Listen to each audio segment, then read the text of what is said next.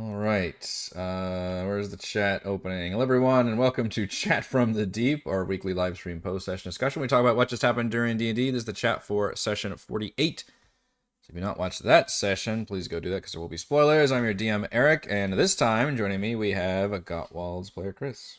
Hello. We continue the battle that we started last week, which just aggroed exponentially, I think. Yeah. This map is from Seafoot Games, which is just awesome map designers who I subscribe to on Patreon. I've used a couple of their maps, including the Narino map, which was that underwater temple.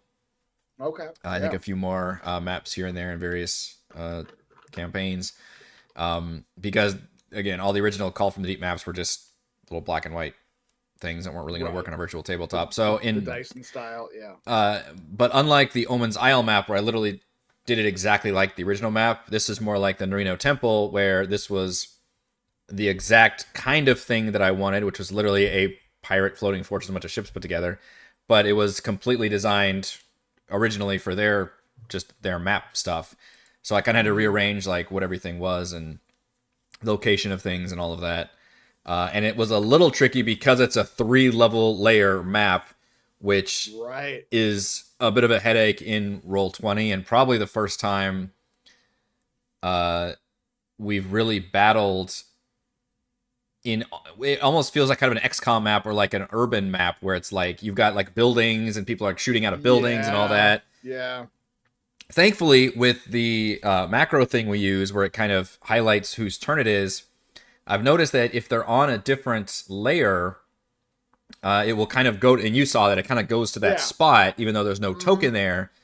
So I, without having to even pop around too often, if I knew there was somebody up there and they were just going to shoot down, then I could just have them do that without me moving to the other map and moving them around. Right. So there was still having to do a little bit of that, but I was trying to legit, like, and maybe I should have faked a little bit more in the interest of time, but I was trying to like legit move each person around and make sure they had line of sight and then lined up their attacks appropriately. There were a lot of dudes on here. Yeah, I can tell. Because I don't think you guys can even see the full initiative order that I have, which is really a bunch spread out between everybody on this level, and the other level had basically everybody that was here also. Yeah. Your thoughts would be interesting because you just jumped into this mess. In terms of what to expect. I don't know what my thoughts are, to be honest. Like, when you were describing it, I noticed that when you were describing it, you almost described it like a failure, but then I was thinking like that's exactly how it went down in Star Wars. Yeah. Like, the like progenitor of this whole gambit, right? The Chewbacca, with the gates. It's probably happened before that movie, but that's the first instance I know of.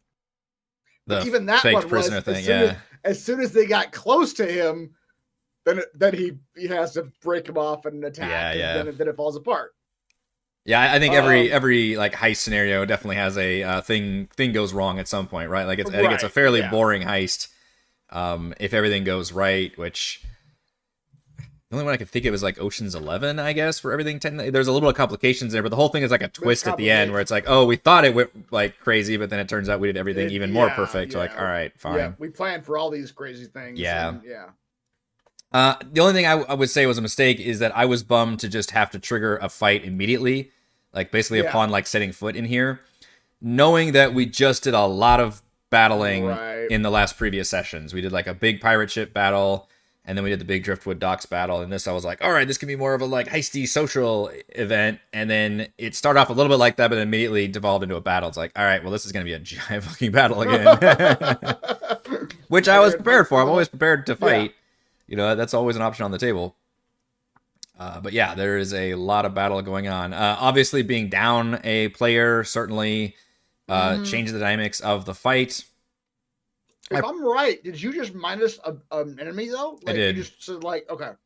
Yeah, I took whoever the skull face guy was. Yeah, I took that guy out completely. I probably should have taken out a few more. I was trying to balance it where I'm literally not aggroing everybody in the dungeon, but if you notice, like at one point I did have somebody like run back and warn some other people, and that triggered a pod. So I'm trying to do it a little bit of piecemeal, not have like literally everybody on the map suddenly turn hostile and run towards you. And maybe that's one way we can flavor it is, oh, Mac's up there fighting a couple people, so he's taking some people out of the combat. I felt like that was your logic there. Yeah. I felt like that makes sense. Like Mac was going up there to deal with whoever that spellcaster was. Right. And he is, and we just don't see it happening. Yeah. So I did know that Savra's running out of spell slots, which certainly happened here. She did use her 1 5th level spell slot very effectively. She literally killed like 4 people with it, and then wounded that Minotaur. So that was probably the best use of it. Yeah. But yeah, she's definitely been drained now. Which you guys, there's a lot of dead bodies around, but there's also plenty of people around. So it was just kind of a knockdown, drag out fight between a lot of these guys. The heavy hitters didn't come out till a bit later, which was on purpose. I wanted to legit make sure I was moving their movement and dashes and everything.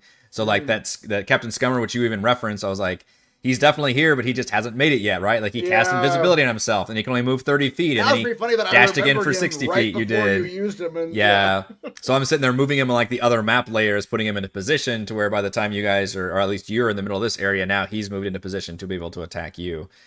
So yeah. What else? We had Twirl splitting up from the party. It's just interesting the way the party ends up a little bit split, where you and Savra were together, and then you kind of charged forward to deal with some guys, whereas she got pushed backwards from the Merid attack. Right. And then suddenly she's getting surrounded by like multiple dudes way back at the entrance. Well, I didn't think there was any guys left to surround her back there. There was one lizard folk there was one dude left, and then I had the one thug who got synaptic staticked and took like 2 or 3 rounds getting to this one area, aggroed 2 more people, and those 2 people spent like 2 rounds running around to the side, all the way on the right side of the map, and then the only person visible to them is Savra. So they've spent this whole, I don't know how many rounds, it's going to be interesting to see. That was honestly just bad luck on her part, because she had one guy next to her, and he rolled a 20 on his save, I think. Right? He would have gone down, but he rolled like a nat 20. Yeah. Because she's just basically down to using. That's what I expected to happen. She would be able to finish off. Finish that guy, and then I'm up here. Right next to her, and then she'd be able to join me. Yep. Which now, if you turn around, you're like, oh shit! Now she's got like multiple people around her. This is not good. She's been. I swear she should have gone down like 2 rounds ago. Like. Like Twirl's one thing where he's amazing AC and stuff, but now she's out of shield spells. Like I just can't roll worse shit with against. Whereas I'm rolling. What's frustrating for the DM? I'm rolling like 19 and 20s against you and Reese, who have like 21 ACs. And then I can't roll that at all against Savra. I roll like 4s and 8s against Savra, where it's like, all right, I'm wasting all my decent attack rolls on the high AC guys, and it's painful. Yeah, and you're rolling 9s and 11s against Savra. Yeah. So she's been, which has kept things very tense, because she's still been up, but that's just because she's been weirdly like dodge tanking back there. Yeah, I had a freaking ogre zombie chained up, which was this guy's like defense, basically. If anybody broke in, the one goblin guy would just unleash this ogre zombie, who was hilariously ineffective because of Bigby's tentacle was right there. As much of a threat as which that's just a benefit of you guys. Like the first thing in the door was Toral's tentacle, so he shoved that in there. And the ogre zombie is not a clever enemy where it can't decide to like retreat or anything. It's just going to attack the nearest thing. So it basically absorbed some big hits, including a gigantic crit. That was like 35 damage from the tentacle, so that was something. But notice how I finally started getting to Toral. Like, damage-wise, I finally, like, it is not easy to deal damage to that motherfucker. I mentioned that during the session. Yeah. It's always funny to me, like Reese intentionally sets his character does not like getting hit. so that he doesn't get challenged. So that he doesn't have to, like, really, struggle in the middle of a fight. Yeah. He doesn't min-max. He constructs so that everything's runs smoothly for him. He's very defensive-minded in that way. Yeah. But I'll say, although that's been the case, he has been charging forward on his own in this area. Like, he could easily go back outside and try to find you guys and reconnect, but he's off on his own. So, I'm not pulling any punches on him. Like, on my point of view, I've got him surrounded. Even though they're all very afraid of the tentacle, but they're still trying to take him down. Yeah. So it's been an interesting dynamic where he has taken a lot of damage. Now he does still have mirror image up. In fact, I need to put an icon on there. Oh yeah. Because we will definitely forget he's got that. We'll forget. Yeah, for sure. and he hasn't been hit yet. Like he hit. It got hit it one went through it. Yeah. Fuck, I can't get rid of this. So all of his mirrors are still up. Yeah. Yeah, all of his mirrors are still up because the one time he rolled like because you have to roll to see if it hits a duplicate. Yeah, and it still ended up hitting him, which was that Minotaur hit him. Then he got attacked by spells. He got zapped by lightning. Like he got shot a few times. Like he's just been attacked over and over again. He's maintained concentration on his big bees, which is insane that he's just built for that.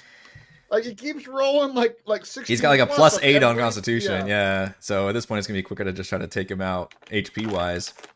But right now, I'm looking at you at 50% health. I don't know if you can see Twirl's health, but he's at maybe 10%, 15% health. Okay, so that's why he did the mirror image. And Sabra also, Sabra's at like maybe 20% health down there. Like it is not good for those guys. So I'm impressed. He's been keeping to his guns and sticking forward and doing stuff. Now, obviously, he's an offensive powerhouse. He's doing a lot of damage. But action economy, for once, is against you guys. It was against you guys this whole fight. Yeah. Twirl can attack actually 3 times thanks to Big Bees. You can attack twice. Sabra can unleash one big thing, but now she's at a spell slot, so suddenly she got pretty limited. And my guys are obviously very weak. It's been an interesting balance because my guys are all very weak for the most part. These are lizard folk, orcs, literal bandits, which is very low stat block. The occasional thug, which is a little bit more powerful. Not counting the kind of mini boss stuff I've got set up. But there's a lot of low level guys with an average of like 20 to 30 hit points. But it's just the attrition, like all those guys like getting a ton of attacks off every once in a while somebody hits. Will hit over time. So it's been a weird fight. I hope it hasn't been dragging too long, and I've been trying very self-consciously to go as quickly as I can, even though it's been a challenge, especially early on when I was moving people into position. And I realized when these big fights, it takes forever to get around to that one player's turn. Especially I didn't feel like it was too bad this fight. Like I felt like you were moving pretty quickly through the enemies. I didn't feel like there was too big of a gap between like each person's turn. Yeah. At least for me, where it was like, okay, it's your turn again. Now you gotta wait. Yeah. Yeah, and you guys have done a good job of keeping on it and not taking too long on y'all's turns as well. But I've been trying to go as breezy as I can, and again, people who are like retreating, I'll just take them out of the initiative order at some point and just like remove them and. Yeah. What else? You guys haven't made it too physically far inside. I hope I didn't confuse you with you walking in here and be like, oh, wait, I'm attacked. I was like, I guess I should have mentioned this whole area is open air. Oh, yeah. I didn't get that, but that's fine. So the idea is this is like a courtyard area with the, again, balconies and ramparts. And then the top rampart was the one that had the mounted ballistas facing out. So picture like a castle, basically. And the inside of the courtyard castle is all open. It has the walls on it. That's what this area is that you're in here. There are inner buildings like the one Reese went into, and this bar area that you can see in here is a closed building and has several layers on top. And then same thing with the ship over here has a closed first level and then another level on top of it. So there are areas where you can duck inside of places, but this big area you're in here where the Merit is flying above, that's all just open air to the sky. Yeah. Which I like the strategy of like, oh shit, we got to get inside because like lightning's coming down from the sky and blasting us every round, which is pretty nasty. Me specifically right now. Yeah, which is fun that I'm almost worried about if I go inside, will Sabra or Toril, both of them would. Toril went inside. I don't know if you guys saw that, but Toril went inside. He's in the bar area. You just can't quite see him, I think, where you are. Yeah. Line of sight is tricky on this because I have to remember what you guys can see versus what I can see. Yeah, she's in a dangerous spot down there, honestly. Right. She's get out of there, somehow. Yeah. I've got, if I can remember, I've got a potion of gaseous form. I mean, this is the kind of fight that you start. Roll that to her. It's too bad. Hey, take this. Yeah, and Sabra only just remembered she's got like Wand of Wonder. I was like, man, this is the fight where you guys start looking in your inventory and being like, what other things can I do? Like, people shouldn't be resorting to cantrips or something. If you're out of spell slots, like pull out all the shit that you got if you can. That's a nasty situation. Yeah. Yeah, but I thought it moved pretty breezily. I didn't feel like it was partially because like you said, like they were kind of a lot of the guys were I was trying to go fast with everybody. Lower level guys. Yeah. So we were moving through them quickly, and the situation was changing round to round versus just, you know, each turn you don't move and you just people are taking swings at each other. Yeah, and they attack and they attack. It is. And you attack and you attack. It's a dynamic battlefield, but having the multiple levels and positioning and trying to do the cover stuff, I think makes it a little more interesting as well. And yeah, you guys trying to reposition. So having a giant battlefield with just a bunch of dudes running around. This is the kind of thing that would be an amazing scenario in like Baldur's Gate.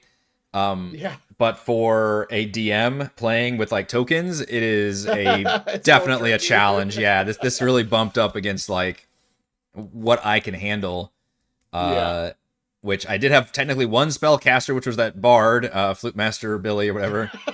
Flute Master Billy did have some spells, right? He had some abilities, so I did unleash some of those, which was fun. And then I guess Scummer came out, which he technically has some spells, but I'm just using his basic flame attack, which is fine. And then Merid. Well, what did you think about the whole Merid introduction? So I like it. I desperately was like, this needs to be a social encounter, but we're in the middle of a battle, but I'm still gonna have it be so. I gotta have some kind of social thing happening in here. I assume that there's no way I could have talked myself out of hostilities with it, right? Because like. So this is literally, I don't know if you remember Disney's Aladdin. I watch Disney movies they're always around on my house. Yeah. I've seen it. I've seen it. I have to listen to Disney music constantly whenever I ferry the youngest one to and from school. So not that I already knew that stuff by heart, because I did. Right. But anyway, there's a scene in Disney's Aladdin where Aladdin's like, you know, Genie, how can you do this? And he's like, I'm sorry, I've got a new master now. Like, this is basically the situation where he's like not hostile to you guys, but he's like, I'm sorry, but I got to do this. Orders are orders. But that's what I wanted to introduce is like, hey, this is a powerful combatant on the field who is forced to attack you, but isn't just a mindless slave. He still has a personality and will definitely talk to you guys. And there's even a scene in Disney's Aladdin where he's like, you know, Jafar, he's our man. If he can't do it, great. Like kind of a scene where definitely does not like Tentrix, clearly. Yeah. Which, I mean, that's what I got out of it is like, okay, I need to like, A, bring him away from my allies, and B, get the conch out of Tentrix's hands or something to where like this thing isn't, it's either optimally it's on our side, right, or non-optimally it just goes away. You know what I mean? Like it just leaves the battlefield. Yes, yeah, and I'm still figuring out the exact mechanics of how I want to do that, but I've definitely introduced and teased that as a thing, and you guys even had that report. I forget when that session came, but I've been this is baked into Call from the Deep actually. In fact, it's one of the, if you recall, way back when the Neverwinter attack, and you had the Armada come in, and then there was that ghost ship that went after the Aboleth. Yes. Basically, it kind of does a Storm King's Thunder thing where it's like, hey, the party can do any one of these defenses of these cities. And then in each city, there's a task that the villains are technically trying to do. They're not just randomly attacking the city. And in one of the cities, the task is to steal this Merid conch. So I was like, all right, well, let's just introduce that as a thing that happens. And thus Tentrix has this cool item that he can use in this battle situation. Yeah. And he's the kind of villain who would be like, well, let's just summon this thing and send it forth to do my bidding and soften you guys up. Which you can see it's actually a pretty strong stat block. It's doing work because, well, it is doing work, but that's why I wanted to focus on me, because I've got the Hill Rune on, and it's not doing elemental damage. It's doing bludgeoning damage. That's true. And it's doing that like damage. 4-5 damage a turn to me. And I'm like, okay, keep this up. As long as I make the next you make the save. Yeah. Okay. I suppose at some point I could fail, but dripping wet. Because, yeah, exactly. But honestly, if he's behind me and shoving me forward, it's not the end of the world, to be honest. Shove me forward with your water jets. That is funny. Boost. Toss me. Exactly. So my fear was like you said, like leaving Sovereign behind and just you guys are else. all hilariously split up in a very dangerous battle situation. Now, I do think Mac will show back up next time. Show back up. So I was just thinking that. That will be a huge shame. Yes. He's a big source of the DPS for sure.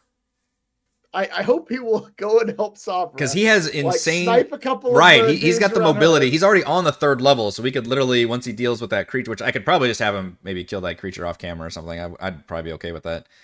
because he spent like As the an whole fight explanation for fighting what it. he was doing Yeah, this session. yeah. I think that that's would probably be- fair. And then when he pops in, he's like, yeah, he can just start fucking one-shotting people left and right, and he's been able to probably hear this whole married conversation also.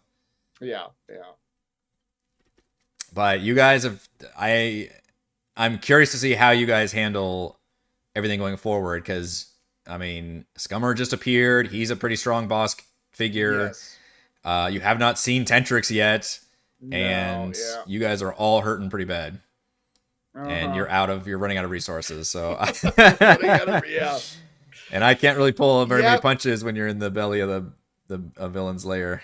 Exactly. Yeah. I hope we're all four of us feel separated right now. Yeah. I hope we all can converge on. If I was some writing point. this as a movie, it would definitely have you all conveniently converge around the same Exactly. time when you reach a climactic moment. Yeah. Mm-hmm.